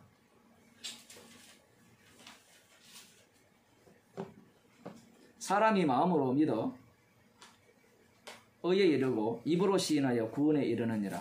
성경에 이르되 누구든지 저를 믿는 자는 부끄러움을 당하지 아니하리라니 유대인이나 헬라인이나 차별이 없음이니라. 한 주께서 모든 사람의 주가 되사 저를 부르는 모든 사람에게 부여하시도다. 누구든지 주의 이름을 부르는 자는 구원을 얻으리라. 이렇게 나오거든요. 여기에 보면 사람이 마음으로 믿어 의에 이르고 입으로 시인하여 구원에 이른다. 이렇게 표현하거든요. 그래서 구원은 반드시 입으로 시인하게 되어 있어요. 주의 이름을 부르게 되어 있다는 얘기입니다. 자, 마음으로만 믿으면 안 됩니까? 사람들이 그런 얘기를 많이 하거든요. 마음으로만 믿으면 안 됩니까? 왜 입술로 시인을 해야 되죠? 입술로 시인한다는 것은 누가 있다는 거예요? 타인이 있다는 거거든요. 타인이. 우리가 혼자 말할 때 혼자 중얼거린다 하지. 그거 지 말이지. 그거 말하는 거 아니잖아요. 입으로 시인하는 게 아니잖아요. 입으로 시인한다는 것은 타인들이 있다는 거예요. 타인이 있으면 어떤 일이 발생합니까? 복음의 심판성이 발생하죠. 그가 시인하는 것으로 통하여서 주님께서 긍휼히 여긴 자와 강팍한 자가 이렇게 쪼개지는 현장이 일어나는 겁니다. 달리 말하면 로마서의 그 10장의 그 앞부분에 보면 8장에 보면 그리스도의 사랑이 우리를 강간하여서 어디로까지 몰고 갑니까? 그의 사랑이 끊을 수 없는 상태. 사랑에서 아무도 못 걷죠. 어느 누구도 못 걷죠. 사망이나 위험이나 적신이나 칼이랴. 그러한 상황으로 몰려가는 이유가 뭐예요? 나 마음으로 믿었어요. 그래서 몰려갑니까? 아니죠. 입으로 시인하기 때문에 외부에 있는 사람들이 그 입으로 시인하는 걸 듣고 어떻게 됩니까? 아멘할 자는 아멘하고 이렇게 거기에 대해 그 핍박할 자는 핍박을 하죠. 사도행전에서 복음을 전할 때 입 다물고 이래 다녔습니까? 사람들은 그렇게 하면 복음이 된다고 생각하죠. 절대로 그렇지 않습니다. 사람들은 그냥 사는 게 복음 전파라 이렇게 얘기하는데 맞아요. 사는 게 복음 전파인데 성경에 보면 사는 게 복음 전파인데 그것에 항상 변곡점들이 톡톡 튀어나오게 돼 있어요. 사건들이. 아브라함도 마찬가지고요. 그냥 평이하게 살다가 하나님께서 어떤 상황과 여건을 마련하시면 그러한 십자가 사건이 툭 튀어나오는 그런 사건을 통해서 이 사람이 주의 백성인 증거를 보여줍니다. 그런데 사람들은 그 톡톡 튀어나온 것만을 갖고 신앙생활으로 우기니까 문제가 되는 거죠. 안 그래도 어제도 어떤 질문을 했는데 신앙생활을 어떻게 합니까? 라고 하면 그냥 사는 게 신앙생활이에요. 그런데 구약을 보게 되면 이 아브라함이나 이삭과 야곱을 보면 그냥 살았어요. 그냥 살았잖아요. 한번 읽어보세요. 뭔가 뭐 종교생활 가끔뿐입니다. 가끔 뭐 여호와 이름을 부르고 단을 쌓고 이런 것들 몇 번 없어요. 대부분의 인생은 그 뭐 100 몇 년, 130년, 170년, 100 뭐 이런 인생들이 그냥 살았어요. 그냥 그런 내용들이 성경에 가득해요. 특별한 내용들보다는. 그러나 이스라엘 백성들이 출애굽한 이후에 광야 생활을 보면 어떻게 살았어요? 역시 그냥 살았어요. 언제 종교적이 됩니까? 독특한 것은 언제 종교가 되는가 하면 이 솔로몬 성전을 지어진 이후에 그전에는 종교적인 게 우상숭배 종교적이에요. 그런데 솔로몬 성전이 지어진 이후에 종교적이 되죠. 독특하죠. 북이스라엘과 갈라지면서 북이스라엘이 오히려 종교적이 되고 종교 신앙생활을 하기 시작하는 겁니다. 남유다도 마찬가지입니다. 그러면서 이제 결국은 성전이 우상화 되어버리고 나중에 이제 바벨론 포로로 돌아가고 바벨론 포로로 잡혀가고 예수님 시대가 되면 어떻게 살아갑니까? 그들이 어떤 모습으로 살아가요? 철저하게 종교적으로 살죠. 어떻게 종교적으로 사는가 하면 구약의 그때 당시에 그들은 성전이나 율법을 무시하면서 우상숭배 종교적으로 살았다면 예수님 당시에는 철저하게 율법 중심으로 이 종교적으로 살아요. 그들이 예수님을 죽여버립니다. 이렇게 되면 종교적으로 살든 비종교적으로 살든 모두가 다 어떻게 됩니까? 다 지옥 가야 마땅하다 이 얘기예요. 그런데 인간들은 어디에 주목을 하느냐 할 때는 종교적인 삶이야말로 신앙생활이라 생각을 해요. 예배드리고 기도하고 이렇게 모이고 이런 것들이 신앙생활이라고 생각하는 겁니다. 그것이 깨어지지 아니하면 어떤 게 되어버리는가 하면 이게 신앙이야 이렇게 되어버려요. 오히려 이렇게 말씀을 듣고 모일 때 모일 때도 뭐 하나님께서 다 쪼개버리지만 그 사도행전을 보게 되면 쪼개버리지만 이 모인 자들이 나가서 그러한 어떤 상황 속에서 살 때 역시 그들은 그 속에서 비치잖아요. 소금이고. 이것을 구분을 하지 않습니다. 성경 자체에는. 이들이 이 당시에 이들은 신앙생활을 어떻게 했냐 할 때는 안식일을 지키고 소득의 11조라고 그렇게 하면 신앙생활을 생각하는 거예요. 그런데 놀랍게도 오늘날 기독교가 그렇게 하면 그게 제대로 된 믿음이라 생각해버리잖아요. 그걸 박살내야 됩니다. 박살내야 된다면 사람들은 그거 없애야 됩니까? 이래 나와요. 말귀를 못 알아들어요. 없애면 어디로 갈까요? 없애면 어디로 가는가 하면 우상숭 들어가요. 그러니까 성경을 안 읽으니까 이 말씀을 들을 때 자기 입장에서만 다 해석해버리는 거예요. 성경 자체를 책망으로 받아야 되는데 모든 말씀들을 책망으로 받는 것이 아니라 어떻게 하면 정답을 찾아서 피해갈까를 생각하는 겁니다. 그래서 말씀을 들으면서 자꾸 피해 다니는 거예요. 자기 유리한 쪽으로. 그래서 어떤 목사가 복음을 전하면서 이 주일날 모이는 것을 막 공격합니다. 왜 모이냐고. 이렇게 공격하면 사람들은 그 다음 뭐라고 해야 할까요? 안 모이도 되네 이러가요. 11조를 막 공격하니까 11조 안 해도 되네 이래 나와요. 11조 하면 한 게 제일 하니까 또 그러면 안 하면은 제가 아닌 줄로 또 착각하는. 어차피 뭐 못 알아듣는 사람 못 알아들 수밖에 없어요. 그것 때문에 복음을 전하는 건데 그 사람들은 그런 식으로밖에 생각을 못해요. 성경이 오게 되면 모든 게 책망이 됩니다. 그러면 모든 게 책망이 된다는 것은 우리는 기분 나쁘다 생각하죠. 모든 게 책망이 된다는 것은 십자가의 사랑의 깊이와 넓이와 높이를 알아가는 거예요. 예? 사랑의 깊이를 아는 게 기분 나쁜 일입니까? 예? 사랑의 그 넓이를 아는 게 기분 나쁜 일이에요. 그 인간들은 그게 기분 나쁜 거예요. 이 성경 전체 말씀이 우리를 책망하고 쪼개버리는 말씀이거든요. 사람들이 쪼개고 기분 나쁘게 하고 이런 것이 불쾌한 이유가 지가 살았기 때문에 그래요. 자기가 살았기 때문에 왜 나를 기분 나쁘게 하느냐. 나 복음을 아는데.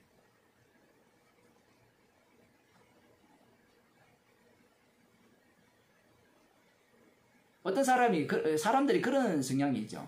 이 고린도 교회에 보면 바울파, 아볼로파가 나오잖아요. 자, 이런 거 한번 생각해봅시다. 바울파가 아볼로파를 이렇게 공격을 할 때 누구를 공격할까요?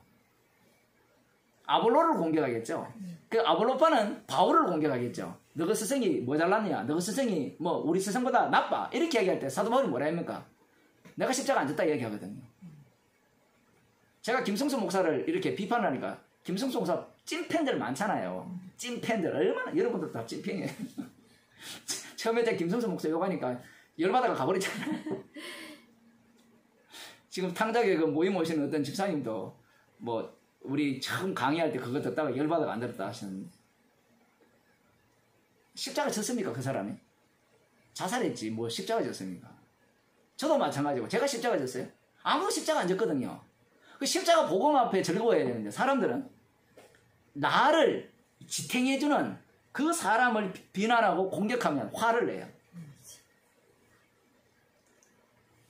그 복음 아니거든요. 복음이 들려야 되는데 복음을 전하는 그 목사가 더 좋아요. 이 성향은 왜 그러냐 할 때는 똑같습니다. 여호와 하나님께서 성전을 주셨죠. 그러면 성전을 주셨을 때는 그 속에서 하나님의 심판 작업이 일어나서 하나님의 긍휼이 이스라엘 가운데 덮쳤다라는 것을 보여주기 위해서 주셨는데 인간들은 그런 것에는 관심이 없고 성전 자체가 뭐예요? 귀해요. 에봇을 주니까 에봇이 귀하죠. 그것을 우상숭배로 만들어버립니다. 나중에는 이 보이는 것, 성전도 우상숭배를 하지만 율법도 하나님이 주셨잖아요. 그럼 율법이 귀합니까? 안 귀합니까? 귀하죠. 그리고 율법 자체를 신주 딴 데 모시듯이 하는 거예요.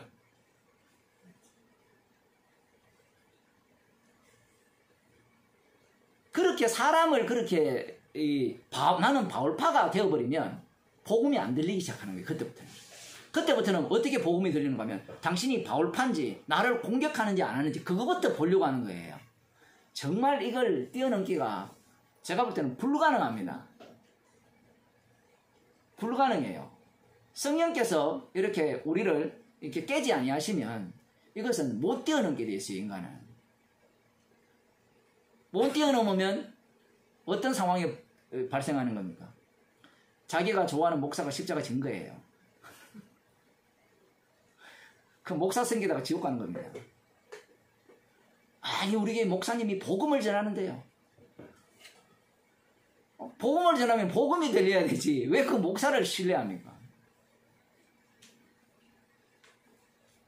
사도 바울이 화를 내는 게 그게 있거든요. 내가 십자가 안 졌는데 자꾸 자기 파가 생겨요. 그러면 바울이 복음을 잘못 전했습니까? 자기 파 생기는 게?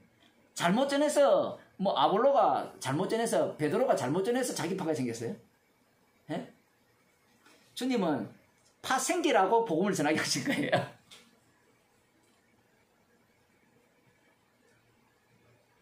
그래야만 십자가의 피가 증거되기 때문에 그래요. 우리는 그런 사태를 방지하자. 그러니까 우리는 어떤 목사파 되지 말자. 이렇게 나오는데 교만해요. 교만해. 성경은 되지 말라고 하는 이야기가 아니고 모든 말씀은 우리를 책망하는 말씀이에요. 어느 순간에 보면 나도 모르게 그 파가 돼 있어요. 어느 순간 모르게. 자기는 안 그러려고 했는데 그 고린도전서에 나오는 그러한 어떤 파당짓는 이야기는 너희들이 복음을 듣게 되면 요래된다 이야기예요. 네. 그런 소리를 듣죠, 당연히. 들어야 돼요. 그 이건호 목사 파라고 그러면 나 아닌데요 할 필요 없어요. 맞아요. 근데 중요한 것은 이건호 목사님이 십자가 안 졌다는 사실입니다. 주님이 지금까지 복음을 전하는 대로 사용하실 뿐이에요. 그래서 귀한 거고요. 그런 겁니다. 복음이 안 나오면 가짜 복음이면 그것은 여지없이 쳐버려야 되겠죠. 지금 얘기하다가 좀 옆으로 빠졌지만 누구든지 주의 이름을 부르는 자는 구원을 얻으리라. 예수님께서 아들을 보고 믿는 자마다 영생을 얻는 이것입니다. 이렇게 말씀을 하셨잖아요. 그 믿는다라고 할 때는 마음으로만 믿는 게 아니죠. 입술로 시인하게 되어 있죠. 자, 이렇게 이야기를 하니까 또 흉내쟁이들이 발생하잖아요. 자, 나 마음으로 믿어요. 그래서 나는 입으로 시인해요. 그래서 전도할 때 사형리 갖고 다 해봤죠? 많이 해봤죠? 일본에서 많이 해보시는 거예요. 일본 사람한테는 안 돼요? 이러러. 했죠? 하면 영접시키잖아요. 그죠? 마음으로 믿어야 구원을 얻습니다. 입으로 시인해야 영생을 얻습니다. 그래서 다 이렇게 막 전도를 하는 겁니다. 그럼 구원 얻어요? 아이고, 그렇게 할 것 같으면 얼마나 쉽습니까? 그거는 다단계 사람들이 잘하잖아요. 예? 다단계 안 빠져보셨잖아요. 그죠? 전재산 다 날려봤는데. 거기에는 들어가면 다 빠지거든요. 뭐 신천지도 마찬가지고 구원파도 마찬가지고 다 그런 유구잖아요. 다 빠져버립니다. 그런 식의 복음이 아니라는 거예요. 주님께서는 어떤 의미할 때는 사실 이렇게 얘기해야 되죠. 당신이 입으로 시인하는 순간 이제 앞으로 죽었다 이야기입니다. 그렇게 얘기해 보세요. 그러면 예수 믿겠어요? 그렇게 전해놓고 사도행전 7장을 보여주는 겁니다. 마지막을. 복음을 전하고 돌에 맞아 죽더라. 사도 바울이 헐벗고 굶주리고 매맞고 이런 이야기를 해보세요. 누가 좋아하겠어요? 그리고 그들이 그렇게 좋아하는 예수님. 예수님이 생명을 전하셨죠. 그래서 십자가에 돌아가셨어요. 그렇다면 성도는 예수님의 증거이기 때문에 이 생명을 전하면 어떻게 됩니까? 이 세상으로부터 왕따 당하고 죽습니다. 그러면 누가 예수 믿겠어요?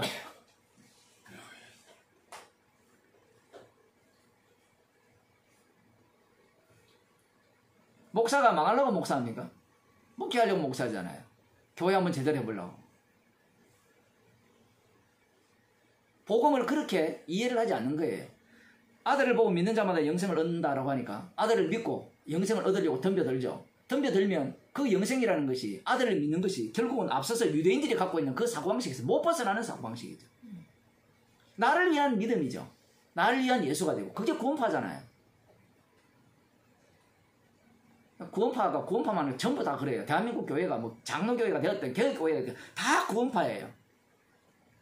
아까 주권 이야기 했잖아요. 주권을 누가 잘 인정합니까? 개혁주의가 인정하잖아요. 주권 지가 믿어요. 지가. 진짜 주권을 인정 안 하면 십자가 앞에서 죄인이 되죠. 막 성경에 하시는 말씀 말귀를 못 알아들어요. 자기가 부인되지 아니하면 이 만유의 주가 되신 그 주님의 주권을 인정 못하는 겁니다. 모든 것이 주로 인하고 주로 말하는 게 주께로 돌아간다는 이 말씀 앞에 그걸 인정한다면 자기는 죄인이 되죠. 그 속에서. 그 죄인 때문에 주님이 죽으셨잖아요. 그 죽으심을 영원히 증거하기 위해서 자기는 살아가는 거고요. 그러면 십자가가 나와야 되지. 무슨 주권이 나와요? 하나님의 주권을 우리가 인정해가고 주권을 이 땅에 실현시켜야 된다. 그 말은 맞죠. 주권을 실현시키는 건 맞죠. 그래서 주님이 죽으셨어요. 그 죽으심이, 십자가 달린 죽으심이 주권의 실현입니다. 말이야 다 맞는 말 하죠. 그러니까 사람들이 납득이 되고 이해가 되니까 거기에 끌려가는 겁니다.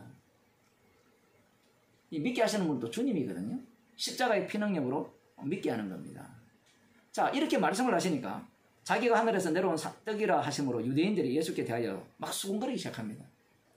지금 우리들은 예수님의 이 말씀을 들으면서 잘 못 알아들었는데 놀랍게도 예수님은 하늘로서 내려온 떡이라고 이들은 완전히 완벽하게 알아들었어요. 예수님이 떡이고 생명의 떡이라는 겁니다. 자, 그 다음 문제가 발생하죠. 생명의 떡이다. 떡은 먹어야 되죠. 근데 예수님 어떻게 먹어요? 제가 왜 이런 말도 안 되는 이야기를 하는가 하면 니고데모의 예수님과 대화를 나누는 거 보면 니고데모는 거듭난다는 말을 어떻게 이해했어요? 이 늙어서 다시 엄마 뱃속에 들어갔다가 나온다로 이해했잖아요. 이것도 마찬가지입니다. 생명의 떡이라니까 지가 어떻게 자기 몸을 어떻게 우리가 먹느냐 이런 식으로 이해할 수밖에 없는 거예요. 유대인들이 예수에 대해 수군가로되 이는 요셉의 아들 예수가 아니냐 그 부모를 우리가 아는데 제가 지금 어찌하여 하늘로서 내려왔다 하냐. 이들이 지금 시비 거는 것은 생명의 떡 그걸 어떻게 먹느냐 그거 뒤에도 이것도 문제지만 더 근본적으로는 요셉의 아들인데 지가 하늘로서 내려왔다는 거예요. 이게 말이 안 되거든요.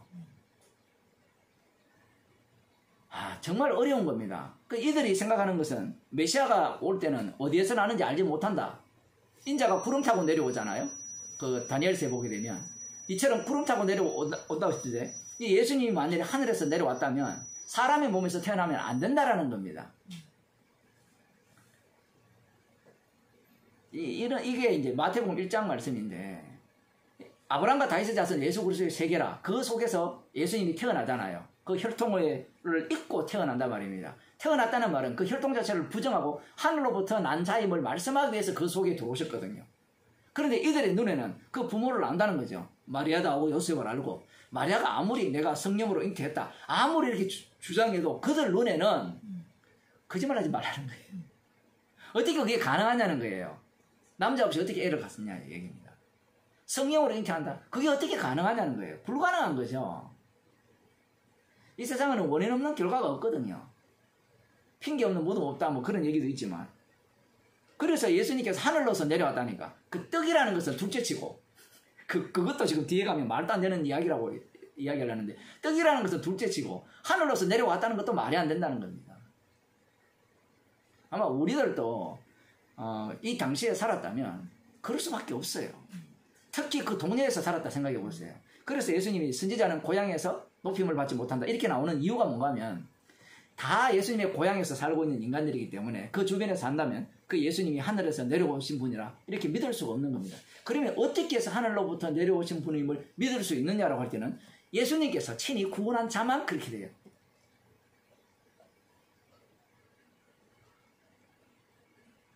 조금만 더 하고 마칩시다. 42절에 다시 말씀드리면 우리가 안다라는 거죠. 앞서서 예수님이 너희들이 나를 보고도 나를 믿지 않는다라고 말씀하셨거든요. 보고도 왜 안 믿느냐 할 때는 그들이 갖고 있는 정보, 그 정보에 의해서 지식에 의해서 예수님을 판단하기 때문에 그렇습니다. 나를 보내신 아버지께서 이끌지 아니하면 아무라도 내게 올 수 없으니 오는 그를 내가 마지막 날에 다시 살리리라. 이들이 질문이 어찌하여 하늘로서 내려왔다 하느냐 이렇게 질문을 하잖아요. 그런데 너희들이 그렇게 질문하는 이유가 있다라는 겁니다. 아버지께서 너희들을 내게 이끌지 않았기 때문에. 듣는 사람 진짜 화가 나죠. 복음을 전할 때 주께서 믿게 해주시면 믿을 수 있습니다 라고 해보세요. 기분 나빠요. 근데 또 이걸 또 사람들은 주께서 믿을 수 있어야 믿게 해줘야 믿지 하면서 또 전하는 자가 그걸 갖고 또 장난치는 사람들이 있는데 복음은 장난치는 게 아니잖아요. 그죠? 이건 생명의 복음이잖아요.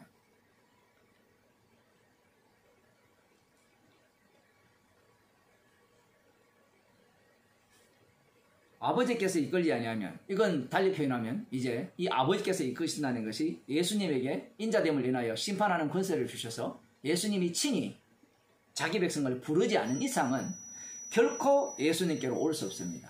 그럼 올 수 없으면 예수님을 어떻게 이해하느냐? 요셉에게서 났다. 하늘로서 오지 않았다. 오늘날 대부분의 해석들이 그런 해석을 갖고 있습니다. 저 보수주의 말고 좀 자유주의 쪽에는. 그들은 이 예수님의 말씀을 조롱하는 거예요. 예수님께서 친히 이끌어 주실 때만 예수님을 믿을 수 있다는 사실을 이들은 인정하지 않죠. 당연히 인정하지 않습니다. 근데 이것은 그들만 그런 것이 아니라 나름대로 이 예수님의 말씀을 믿는 자들도 모두가 다 믿음을 어디로부터 출발해요? 나로부터 출발하죠.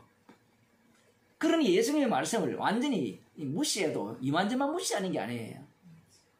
그러니 그들이 자랑하는 것은 십자가의 피가 아니라 자신의 믿음을 앞장세우는 겁니다.